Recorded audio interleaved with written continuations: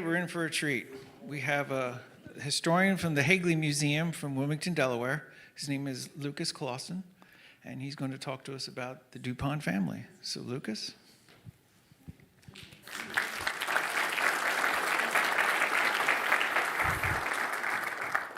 Okay, good. Microphone is on. Good evening, everyone. I am Lucas Clawson, the historian with Hagley Museum and Library in Wilmington, Delaware. So how many of you have heard of Hagley Museum and Library? Fantastic, I don't have to rehash that. So my job at Hagley is a fun one because I get to dig into the history of how things bang, explode, fly through the air in the 19th century. But a lot of this kind of gets into how it all came to be. This is a company, and I say extremely brief introduction tonight because this is a company that's been in existence from 1802 up until right now. And it's gone through a lot of twists and turns. And me being an outsider, you all can probably figure out by now that I am not from Delaware. I am a native of Western North Carolina. So whenever I showed up in Delaware, everyone said, well, welcome to the state of DuPont. And I kind of laughed and said, yeah, whatever. And this person said, no, really, welcome to the state of DuPont. So it's been fun to come at this as an outsider, to think about what DuPont means, what it's all about. My only interaction with DuPont up to that point was Jeff Gordon and the Rainbow Warriors, big NASCAR fan, and we all hated Jeff Gordon because he wasn't Dale Earnhardt. So I say extremely brief because in the next 45 minutes or so, I'm going to take you through the first 100 years of this company's history because that's the part that people don't know the most about. How the company came to be, how the family came to the United States and started the thing which still exists. So our story starts here with this ship, the American Eagle. And the DuPont family lore goes that they saw the United States for the first time on January 1st, 1800, although they didn't set foot in the United States until January 3rd in Newport, Rhode Island. The trip was a pretty terrible one. They had the incredible poor fortune of hiring the worst ship, the worst American ship in France, to sail them from France to the United States. Apparently, the crew had no idea what they were doing. They got lost along the way. The British Royal Navy had to give them supplies 3 times so that they could make it over. What was supposed to be a 1-month journey turned into about a 90-day journey. So a pretty awful, harrowing saga. So at this point, I asked the question, why leave France at all? Why leave, go on a terrible journey, come to the United States where you really don't have a lot? Why do that? Why would you make that decision? So let me get you into some of the people involved. The person at the top left is Pierre Samuel DuPont de Nemours, the paterfamilias of the family. He ends up as somebody who becomes a minor noble in France. He's the son of a watchmaker, so he starts from humble beginnings, learns how to make watches, but also learns politics, gets to thinking about spirituality, thinking about government, economics, pulling all this together. He gets to be known in the salons of Paris and as someone who kind of knows something about something, so they all listen to him. He gets to be known at court, ends up to be a pretty important person. So his oldest son, Victor Marie DuPont, and his wife, Gabrielle Lafitte de Pelleport DuPont, quite a name, ends up in the French diplomatic service. So by his connections, P.S. DuPont de Nemours, he's able to get his son a diplomatic post. So he's consul general to Charleston, South Carolina during the 1790s and was appointed consul general to Philadelphia, but couldn't take his seat in 1798 because of a little bit of animosity, let's say, between the United States and France. So he's somebody who's traveling all around, knows everybody is well connected politically. The person most important to our story are these two, or the people most important to our story, Éliéter Irénée DuPont and his wife, Sophie Madeleine Dalmas DuPont. So this is the younger son. The younger son didn't get into diplomatic service. He wanted to be a botanist. He loved flowers and plants, and so studied that in France. So his father had to do something with him other than that, because you can't really make a living as a botanist in France in the 1780s, 1790s. So he gets him into the family's printing and publishing business, gets him into school with Antoine Laurent Lavoisier, who I'll come back to a little bit later. But Sophie DuPont, his wife, is a pretty important person because these two absolutely loved each other dearly, to the point where whenever E.I. DuPont, as he was known, told his father he wanted to marry her, he said, well, we're minor nobles now. You can't marry her. She's a nobody. To which his young son, who was then 21, said, so, Father, if you don't let me marry her, I'm going to kill myself.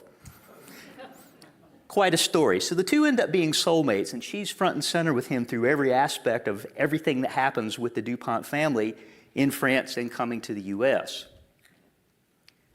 So they lived at this modest place called the Bois de Fossé in Chavannes, France. That's in the Namur region of France, about an hour south of Paris. So they have a small estate there. They have apartments in Paris where the printing and publishing house is located. So this kind of gives you a bit of geography of where they are. So DuPont de Nemours, as I mentioned, is someone who gets to be known all around France. So he gets to be friends, so to speak, with King Louis XVI.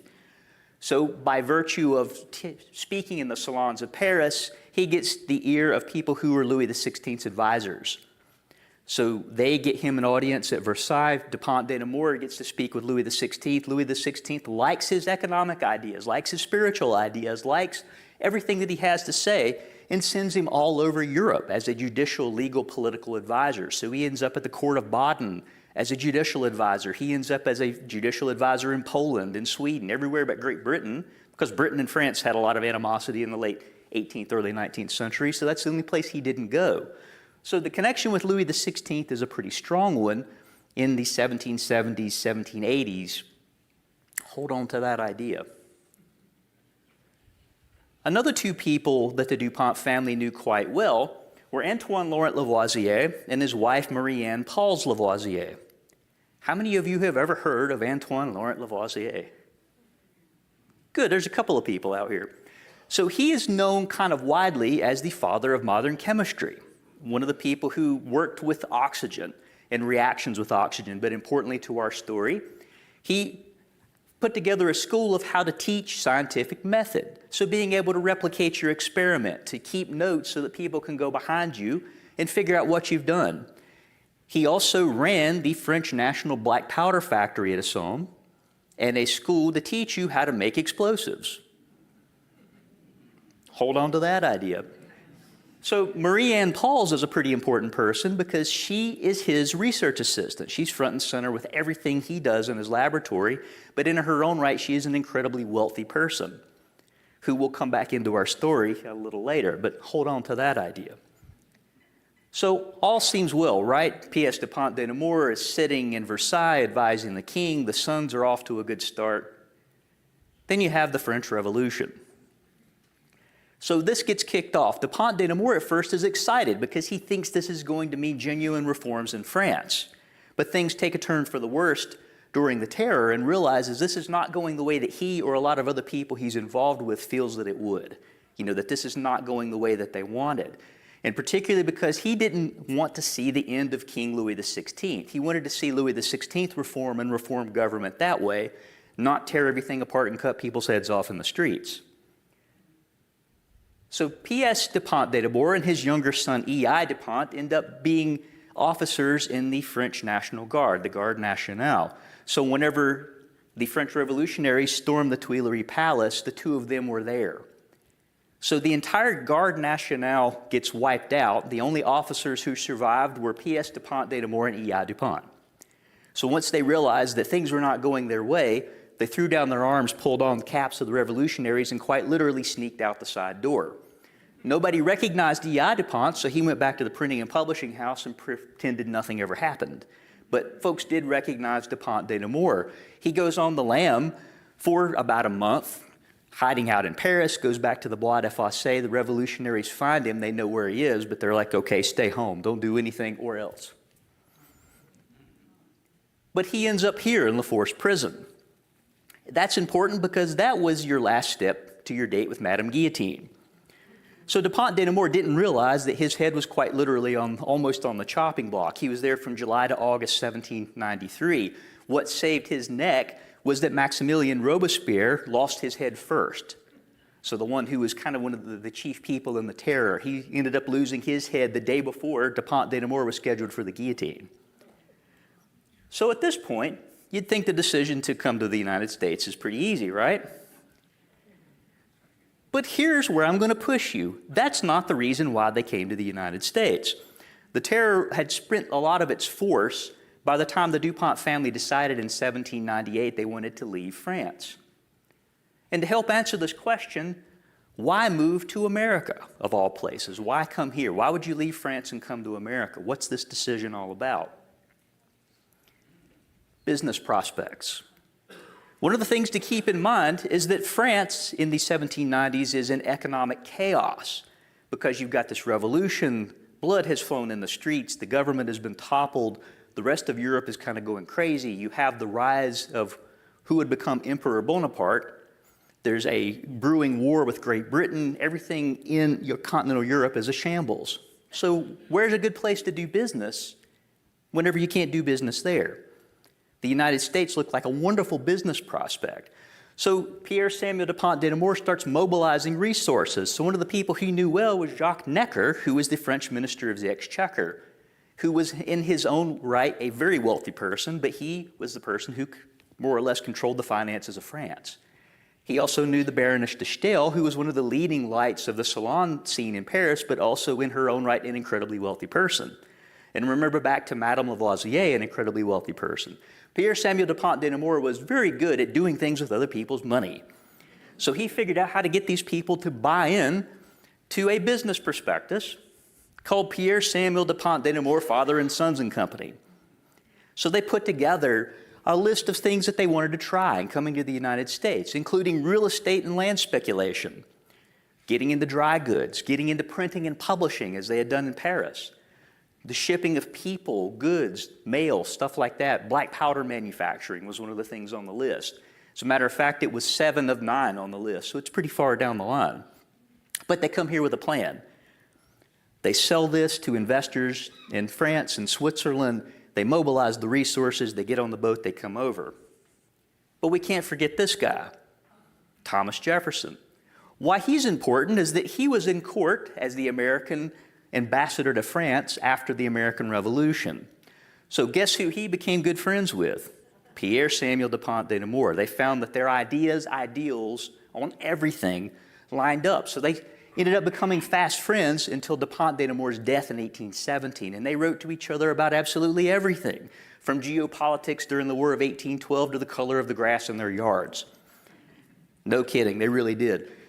The idea here is that they're incredibly good friends. They know each other well. So Thomas Jefferson is encouraging them to come to the United States, saying, look, we want people with your ideas, ideals. We want people who are going to come here, be go-getters, to get this nation off the ground. Keeping in mind the United States is not that old in 1799. So that's one of the things that kind of pushes all this forward.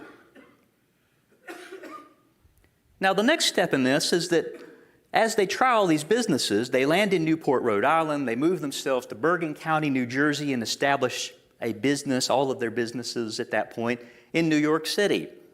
So one by one, these businesses flop. So with land speculation, they bought the same piece of property in Kentucky that 8 other people did, because there was a lot of land speculation that went bad in the 1790s. The dry goods business run by Victor DuPont ends up going belly up because they sold a lot of goods to the French army on Haiti. So during the Haitian Revolution, whenever that went sour for France, he asked the French army to pay up. The French army told him to get lost, so that put them out of business. So one by one, everything fails, except, yes, black powder manufacturing. So that's the one thing that sticks. Now let's turn back for just a second to Lavoisier and Madame Lavoisier and their interaction with E.I. DuPont. So E.I. DuPont studied at the School for Black Powder and Saltpeter from 1787 to 1790 and served a practical internship learning how to make black powder at the French National Factory at Essonne.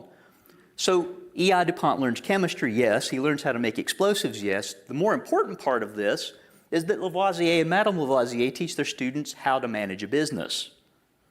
So how do you mobilize resources? How do you get paid? How do you get things to come and go? How do you build a factory, especially to make explosives, to where if there's an explosion, you don't kill everyone? These are important things to think about when you start an explosives factory. So that's the stuff that E.I. DuPont is learning in Lavoisier's school and what he brings with him to the United States. So E.I. DuPont has a good plan, an entire written out plan that lasts about 15 pages. It's a wonderful plan of exactly what's going to go where, how you're going to put the business together. So it's not like he comes here and just decides one day, you know what I think would be a fun thing to do, making explosives. You don't just arbitrarily decide to do that. So he's got a plan, and he puts it into play. So thus starts E.I. DuPont de Nemours and Company. Founded in 1802, their production commenced in 1803 with refined saltpeter, one of the ingredients of black powder, and their first sales are in 1804. What you're seeing in this image is the very first drawing of what this factory looked like. And something I want to point out to you, this is all the explosives factory. That's their house. I hear you all chuckle, but that's part of the plan.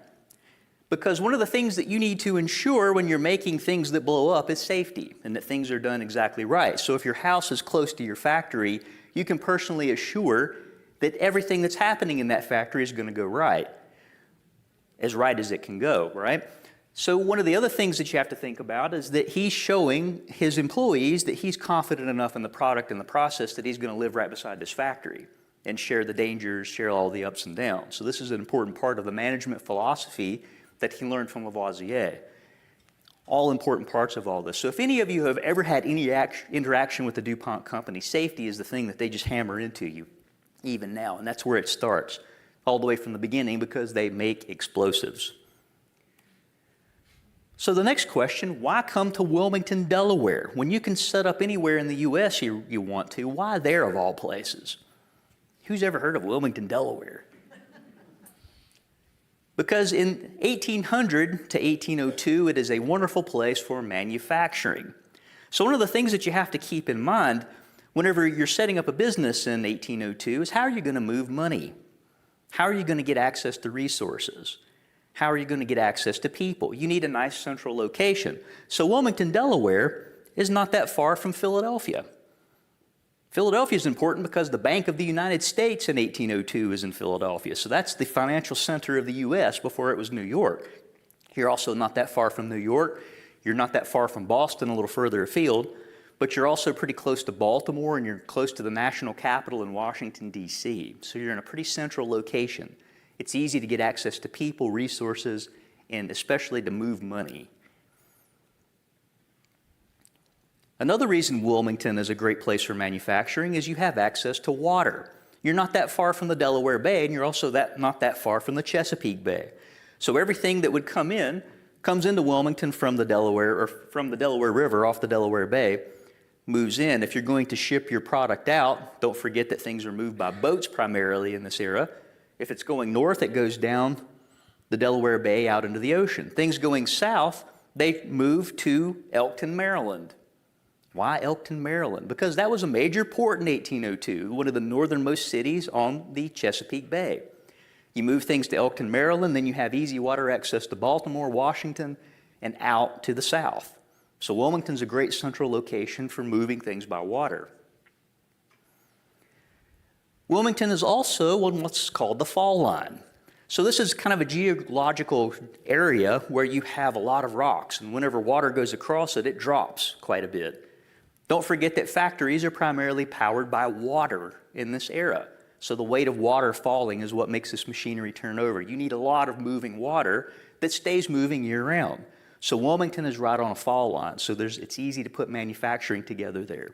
If you follow the line down from Connecticut, New York, down through the southeast, there's a lot of manufacturing that ends up being on this fall line because you have a good source of ready water power. So Wilmington has that in spades.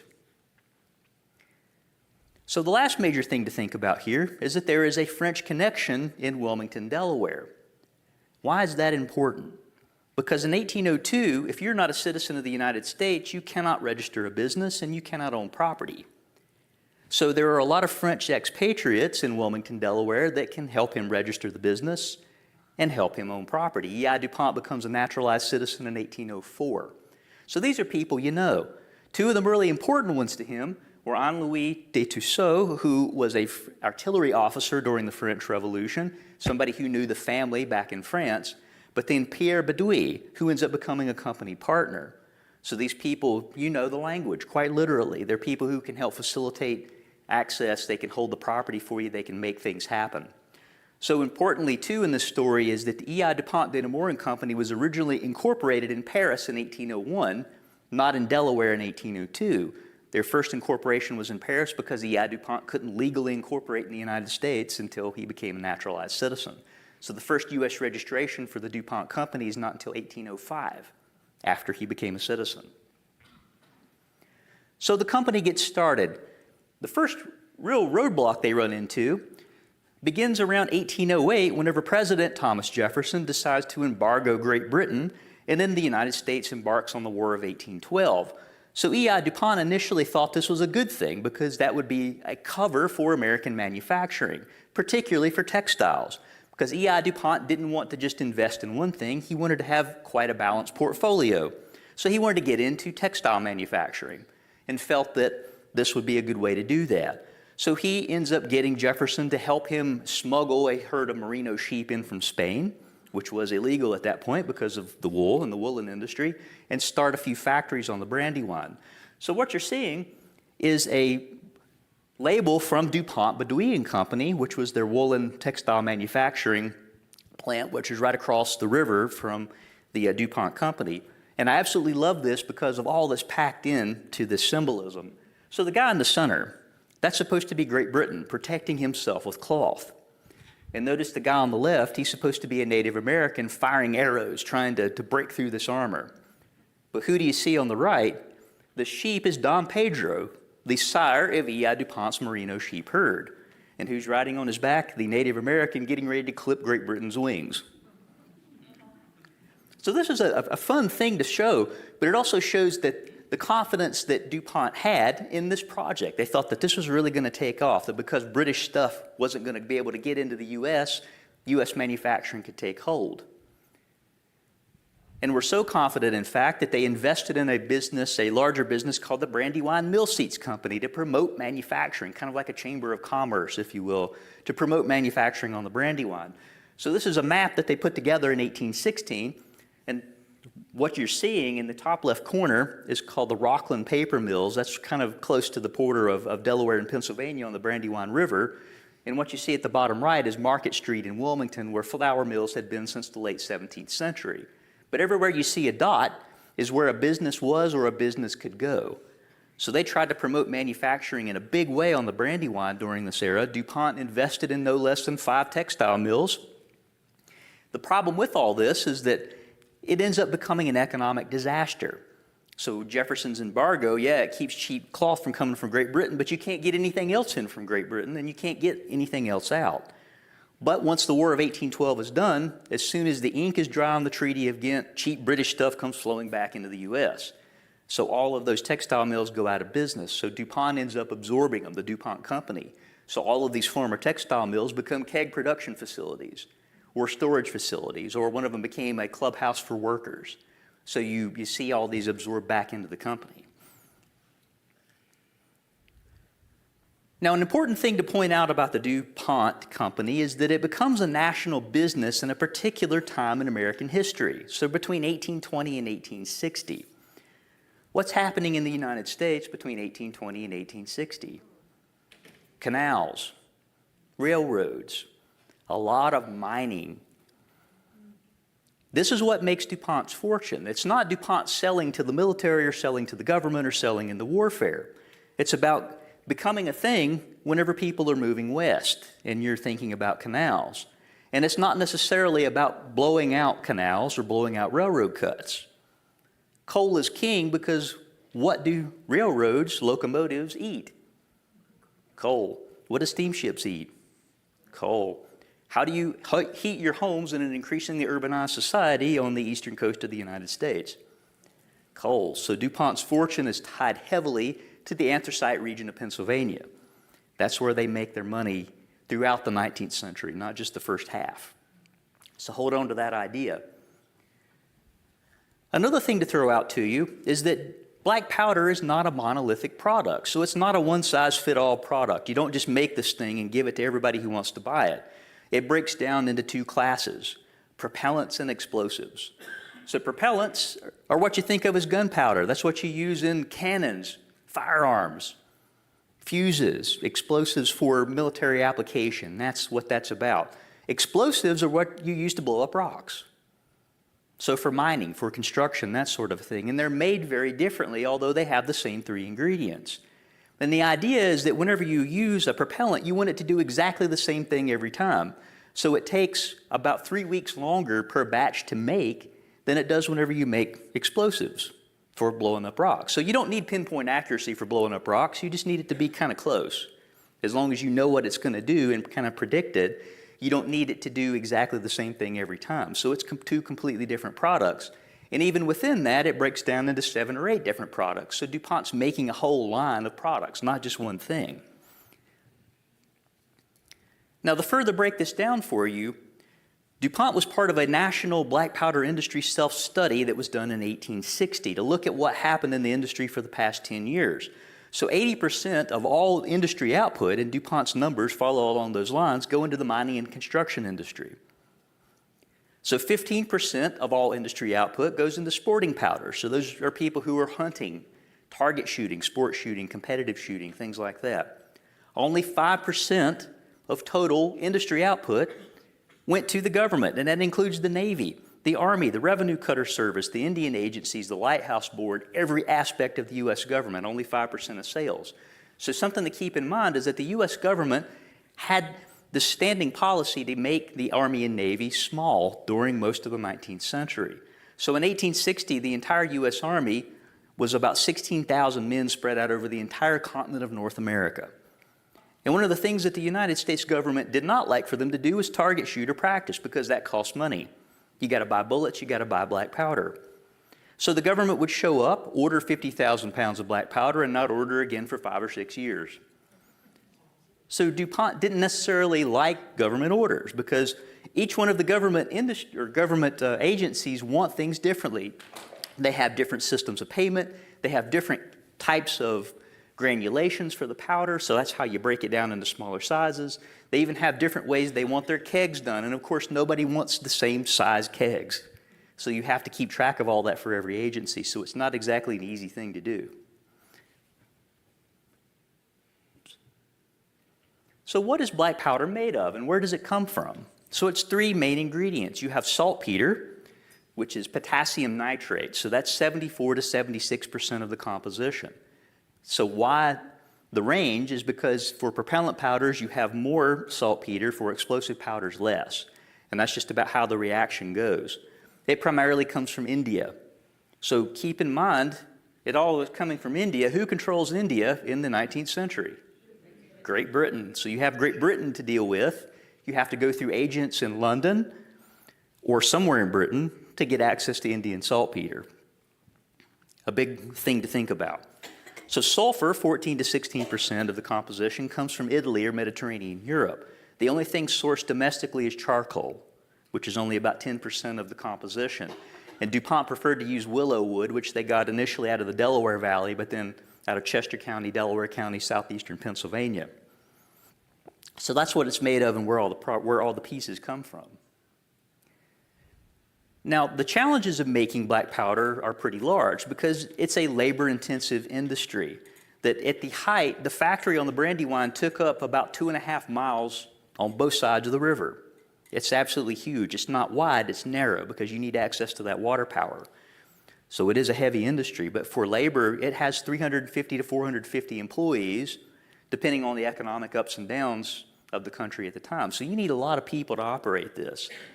So heavy industry, a lot of energy, all that water power. And so they had to supplement that with steam power. So they were one of the industry leaders in getting steam engines, using steam engines as a secondary power source for the factory. The costs are huge too because you've got to buy your raw materials from the other end of the earth, but also you've got to buy this epically large machinery. So just one of the castings for a roll mill, just one wheel in the roll mill weighs about 7 tons. Where in the world are you going to buy a 7-ton casting? And how are you going to get it to Wilmington, Delaware? That's a lot of cost, a lot of logistics that go into that. So it takes a lot of time to make black powder. So there are 9 separate steps to the process and 3 to 4 days per charge. And by charge, that means all 3 ingredients put into one machine, one roll mill to start the process, and then up to a week per batch. So a batch is like if you make an order of 20,000 pounds, that's a batch. So it can take a week, sometimes more, depending upon the type of powder that you're making to make it. So you can't just say, okay, tomorrow we're going to have a bunch of powder here.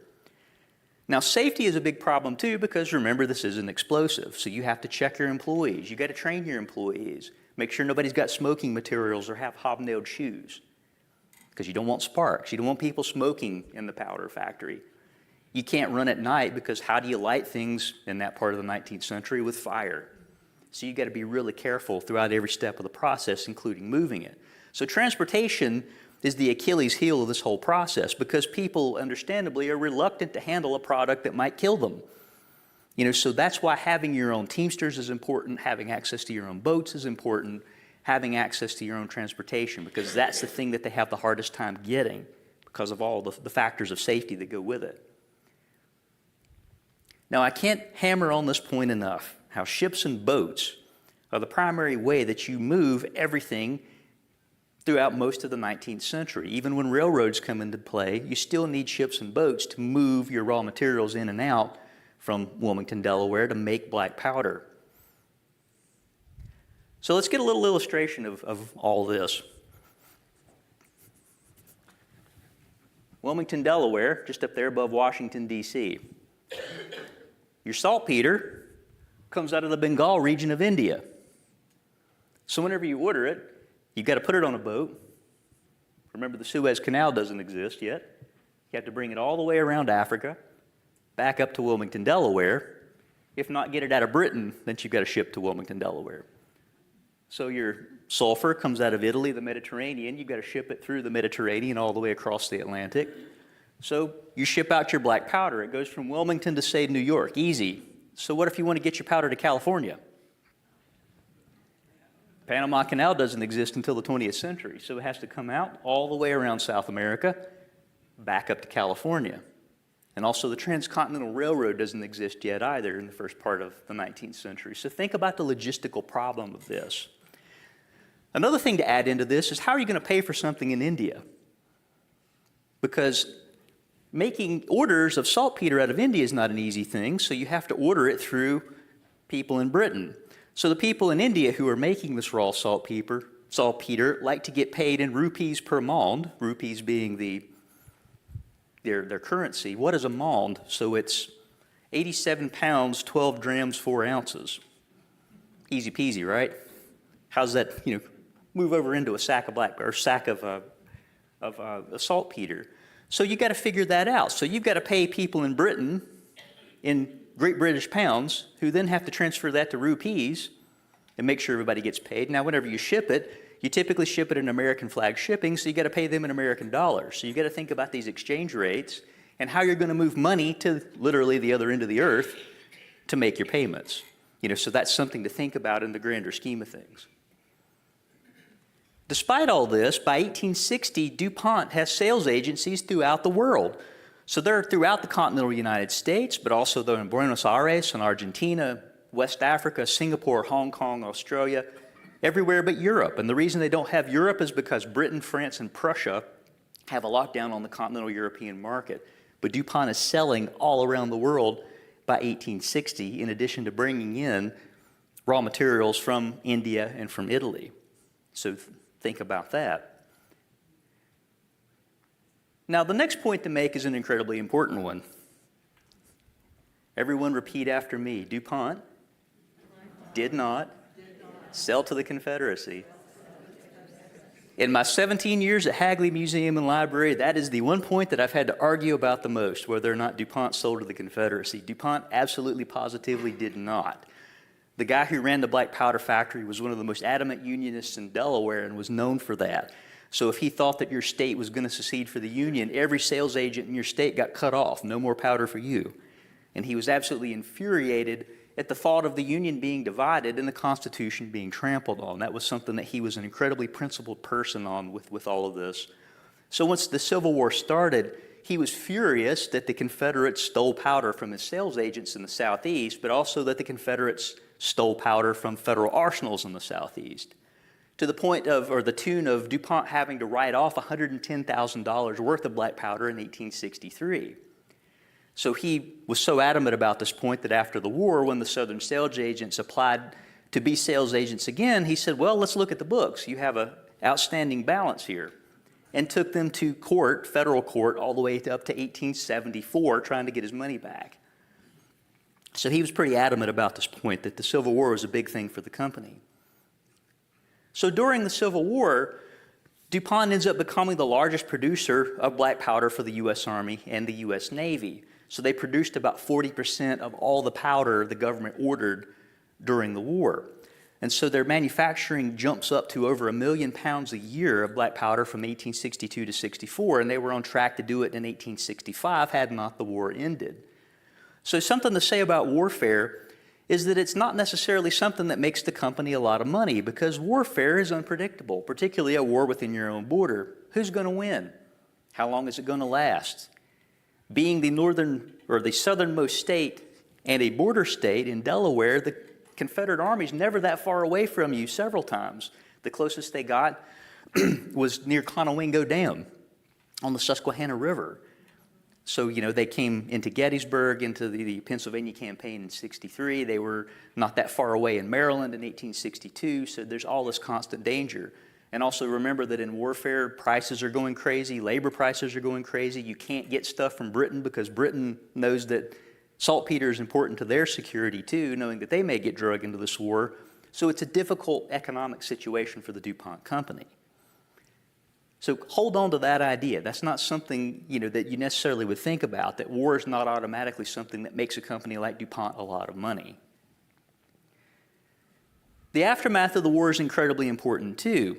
So by 1865, because the government had purchased way more black powder than they could possibly use during that war, they started dumping that surplus powder on the market, which severely depressed the American black powder market. So powder that they bought for, say, 29 cents a pound, they now sell for 6 cents a pound.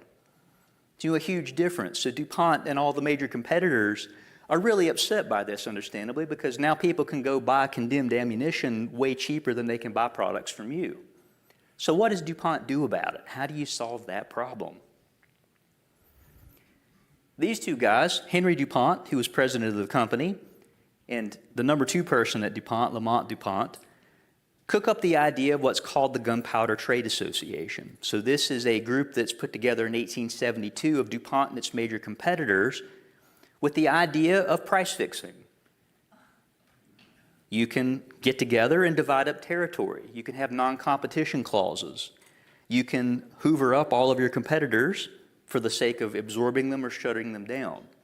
Remember, this is perfectly legal in 1872. This is before the Sherman Antitrust Act. So this is all nothing nefarious. You could perfectly legally do all of this. So how this plays out is that DuPont, by 1900, either buys out everyone else or buys a controlling interest in everyone else. So by 1900, DuPont is the main game in town. So they end up buying a controlling interest in the Hazard Powder Company out of Enfield, Connecticut. They get the Smith & Rand Company out of New York, and then the Oriental Powder Company that's got operations in Maine and Boston. So DuPont's smart enough to realize people love their brands, even in the 19th century. So if you keep a controlling interest in these companies, keep the brand names, people are going to keep buying. So that's what sets DuPont up to become the company that everybody knows in the 20th century. So it's all about black powder manufacturing, getting into combinations and syndicates and price fixing to solve problems to grow this industry. So this is what, again, sets them up to, by 1902, get into chemicals. So the early chemicals that they get into are byproducts of making explosives, particularly whenever they go from making black powder into what's called smokeless powder. So it's a completely different process. But this is what sets them up. All of the operations, the worldwide operations, the cachet they get from the black powder industry and making themselves the main game in town and one of the largest explosives manufacturers in the entire world. So that is the extremely brief introduction to the DuPont company and the DuPont family. And that's why I call it extremely brief, because in the course of about 40 minutes, we've gone through this 100 years of history. So has anybody got any questions? Anything that you really want to know about DuPont in the 19th century? Yes? Well, I'm curious about their finances. A lot of people you mentioned were wealthy. Did they have to use their own wealth to solve some of these problems? Could the company earn enough money to buy all these people? So at first, the family's not wealthy. They come over with a lot of connections and a lot of other people's money. That in the first 30 years of the company never ran in the black. It didn't get in the black until 1852. And that's in part because of paying off all the debts from the investors, paying off all their initial debts for building the factory, getting everything started. So it took a while to overcome all that. Plus, there were a lot of disagreements with some of the initial investors about what do you do with your profits, which is something that they ended up having to litigate for about 20 years in federal district court in Newcastle, Delaware. So initially, no, they're not putting their own money into it at all. But by 1860, Henry DuPont is the richest man in Delaware and the largest landowner in Delaware. And it's not because he necessarily has a lot of cash outright, but he has a lot of assets. So he owns shares of the company, which are kind of paper money and not actual money, but he owns so much property. But one of the things that he freely does throughout this whole process is that if something doesn't go right, he puts his own money back into it. So once they get to the point where they do have money, they have no problem using their own assets to help float the company. But by the time you get to the 1870s, that's not really that much of an issue, because after they solve the problem of the market depression after the Civil War and start this trade association, they end up making a lot of money in the American market, because then they can really lock down the anthracite region of Pennsylvania, but they can also lock down ore extraction in the upper Midwest. So getting into steel, because you need black powder to get all this stuff out of the ground. So it's something where at first, no, they don't have their own money, but as they do get a lot of their own money, they have no problem putting it back into the company, because that's their livelihood, that's their thing. And they did that at every step in the process after they were able to do it. Yes, ma'am. Just a little curious about the exchange rates of the monies between the pounds and the rupees and all that kind of stuff. Was it 1-to-1 or? It was never, so the question is about exchange rates. It's never 1-to-1. So DuPont, part of the idea of being close to financial centers is so they can keep track of exchange rates. And so DuPont ends up getting their own telegraph line installed to the company office in the mid-1850s. That way they can get real-time information on exchange rates. That way they can communicate with Philadelphia, New York, and Washington to get more real-time info. But one of the things that they constantly ask their agents for in Europe is what the going exchange rate is, and particularly whenever they're trying to figure out about what's going on in India, because that makes a huge difference. And one of the things that they can't predict is that literally the weather can change the exchange rate. That means if there's a storm in the Indian Ocean, that means your ship doesn't get through and you can't sell your stuff for nearly what you thought you were going to, because it doesn't get here on time. And one of the things that they keep track of in a big way are actually religious holidays in India. Because religious holidays in India means that the people in India are not working making saltpeter. So that affects how much you pay for it and how much you can get for it. So that's something that they've really got to work hard to keep track of. So by the mid-19th century, DuPont's got a small army of probably 10 or 15 people who work in their office to help keep the books and keep track of stuff like that, in addition to the top 2 people. But yeah, that's a constant thing they have to think about. Yes, sir.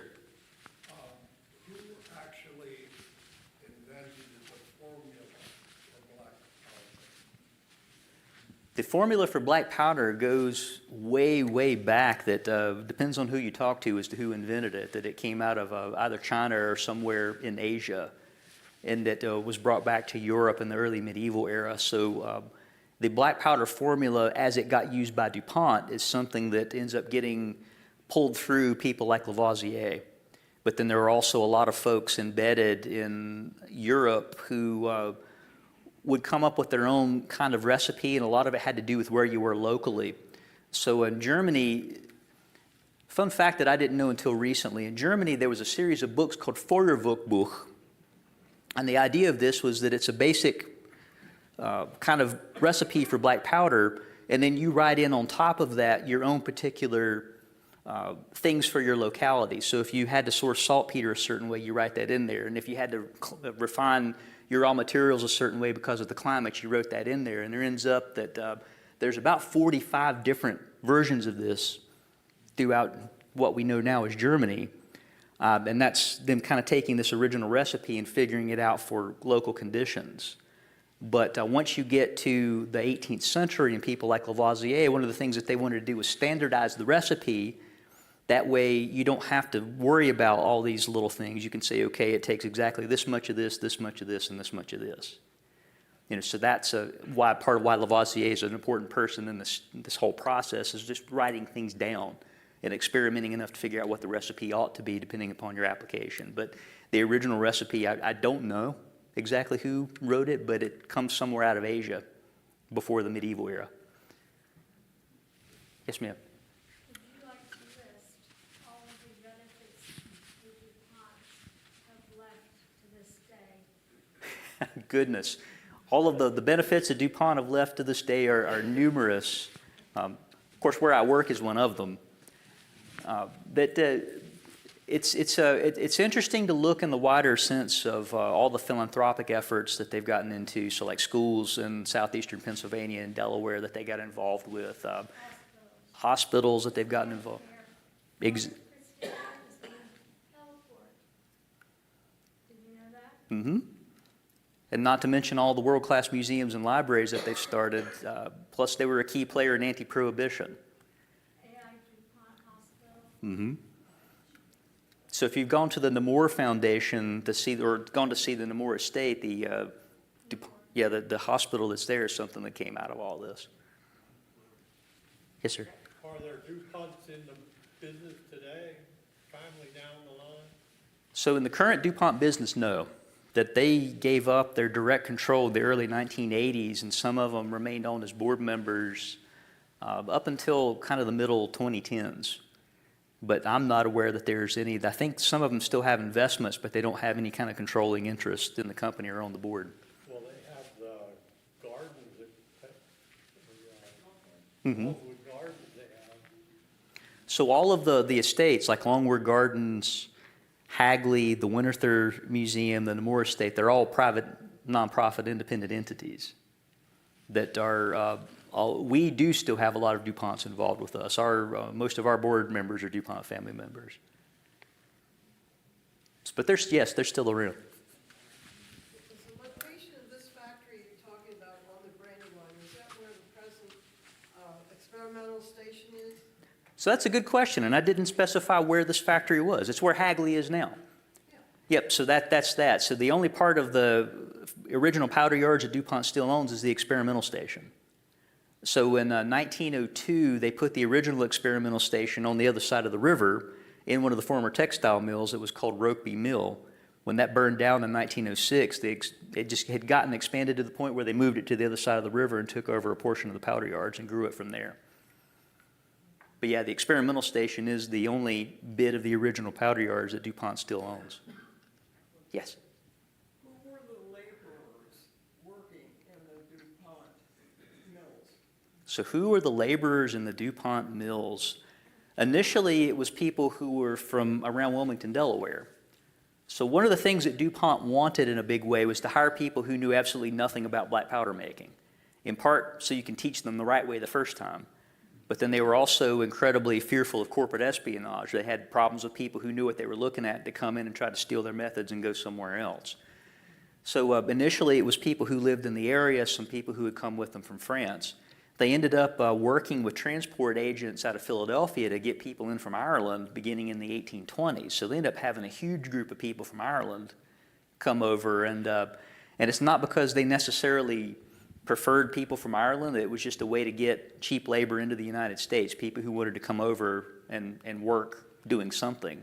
So it was easy to get them over. And so with DuPont, it's an interesting kind of arrangement that they make with these folks, because it's never a sell your soul to the company store sort of a situation. They genuinely wanted to help a lot of these folks if they wanted to work. So they brought them over, fronted the money for it. They could work off the money through the company, but you didn't necessarily have to stay with the company. So after you worked off your money, you could leave, and go somewhere else. Or you could leave even during the time as long as you paid the money back.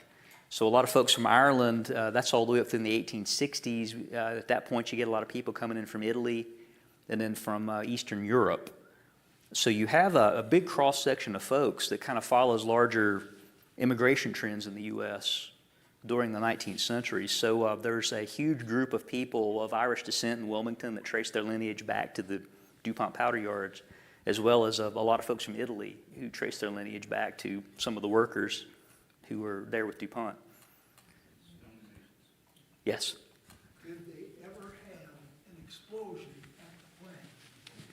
Did they ever have explosions at the plant? Between 1802 and when they closed in 1921, there were 288 explosions. So one of the things to keep in mind is that with how they built this factory, remember E.I. DuPont had a plan and he knew what he was looking at coming here. If you come to Hagley today, you realize that the buildings, if you look at the buildings that are closest to the river, that's the roll mills where you first put the three ingredients together. They're built in a trapezoidal shape. So it's a low front, high back with thick rock walls, and it's a light roof and a light front. And the idea is if there's an explosion, it channels it out into the river and doesn't blow it back into the factory. And also, part of the reason why it took 2.5 miles of the Brandywine is they spread everything out. It's not a factory like you think of. You don't want to put an entire explosives factory in one building. So you spread it out over about 100 buildings.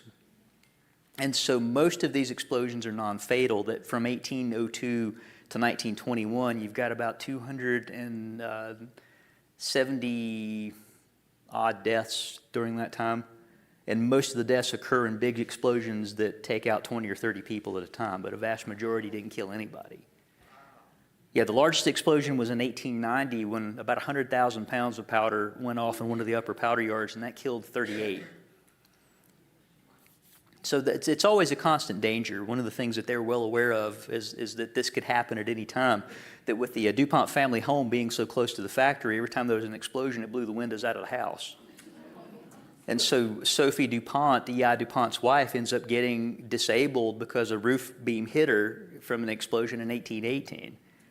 And so DuPont Dannemora himself died helping fight a fire. So he ended up getting pneumonia helping fight a fire in the powder yards. Lamont DuPont died in an explosion. That there were several DuPont family members who themselves died in explosions. So it's a danger for everyone. Yeah, not going to sugarcoat that at all. But it's an explosives factory. But if you look at the death rates as compared to other industries, it's incredibly low. I guess silver lining to all that it's way lower than, say, the steel industry or even the railroad industry in the 19th century. But I guess everything in its own context and place. All right. Oh, go ahead. Yeah, there was, what's the difference between black powder and dynamite? So black powder is the three ingredients, saltpeter, sulfur, and charcoal mashed together. Dynamite is a nitroglycerin-based explosive. So DuPont started thinking about getting into chemical explosives and bought into Nobel's patents for dynamite after the American Civil War. The problem they had with that is that nitroglycerin was incredibly unstable, particularly in how you make it. That before they perfected refining it and keeping it stable, they didn't really want to invest in it because they knew that it could explode and kill them. And that's what killed Lamont DuPont, was a nitroglycerin explosion that went awry at the factory in Rapano, New Jersey. So they figured out that with dynamite, you have to take nitroglycerin and mix it with something to make it stable. So like with diatomaceous earth or clay or something like that. So they end up coming up with their own recipe. So then the step after that is smokeless powder, which is essentially cotton dissolved in nitric or sulfuric acid and refined down. So once they get into nitroglycerin-based explosives and then later the cellulose, which is the cotton and acid explosives, that's what leads them into the chemical industry because it's byproducts or the same types of processes that they use to make those explosives. But it's two very different products. That black powder is the where it all starts, but that's something that's because it's way different, and a lot of people in the here and now don't have a lot of familiarity with it. It's a lot harder to necessarily think about that as a thing because you're used to dynamite.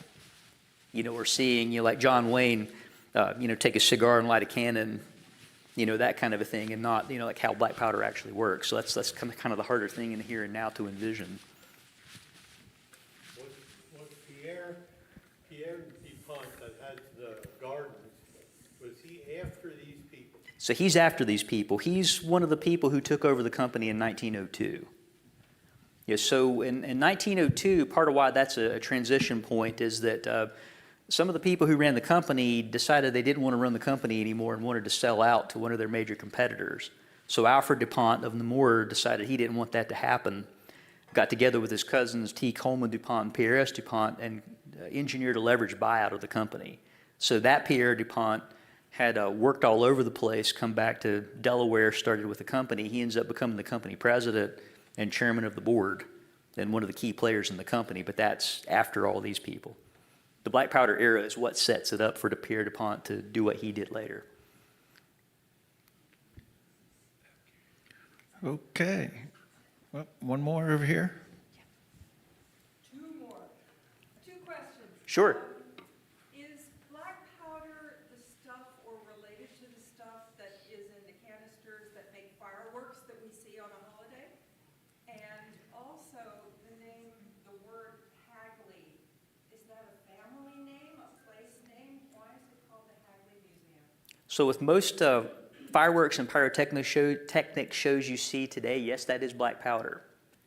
You know, in part because it's incredibly stable and it works well for that application. It's a little bit different of a composition than they would have been making at DuPont, but the bottom line is it's black powder. The name Hagley actually comes from DuPont's second land purchase. So they purchased 65 acres initially, purchased another 65 acres in 1813, and then another 60-some acres in 1837. So the section that they purchased in 1813 already had the name Hagley, and it was named after an estate in the United Kingdom that the person who owned the property called it that, and it was already colloquially known as that, so they just kept the name. And so we have the name now because whenever you come to visit Hagley, that's what you essentially see is the Hagley portion of the powder yards. And that's just what everybody there knew it as, and that's what we decided to keep the name as. Are you familiar with the name Henry Horsey? No. Okay. I worked right out of school at Wilmington Trust Company, and Wilmington Trust was known as the DuPont Bank. Right. Were they involved in the creation or the founding of the bank? You know, the DuPont? So the DuPont company, once you get into the 20th century, they have a whole lot of money and they need some place to put it. And especially because they're invested in so much, they need banks to help them figure that out. So they form complex trusts and holding companies to deal with the assets, but then they also are one of the key players in the creation of like Wilmington Trust. You know, that way they can help, because they had been working with a lot of banks, like the Artisans Bank in Delaware, that they had worked with the Bank of Delaware, several in Philadelphia, several in Washington, D.C., but getting in on the creation of a bank is a good thing for them because then they have a direct pipeline in. But it's easier to manage money that way if you do it that way. At least that's how they saw it. Well, while I was there, the short time I was there, in addition to working for the bank, I was charged with keeping the books. I think it's been a long time ago, but it was a historical society, I think. And I was thinking that Henry Horsey was somehow involved in that, and I just can't tie it together. Was it with the Delaware Historical Society? It probably was. Because that's the main one in Wilmington. The big one that's in Wilmington is the Delaware Historical Society. I just know that the Wilmington Trust Company and DuPont office building were connected by a overhead walkway, so. Right. See, back to my first comment here, welcome to the state of DuPont. All right, everybody. Thank you, Lucas, very much for Yeah, a thank you wonderful all for coming program. out tonight.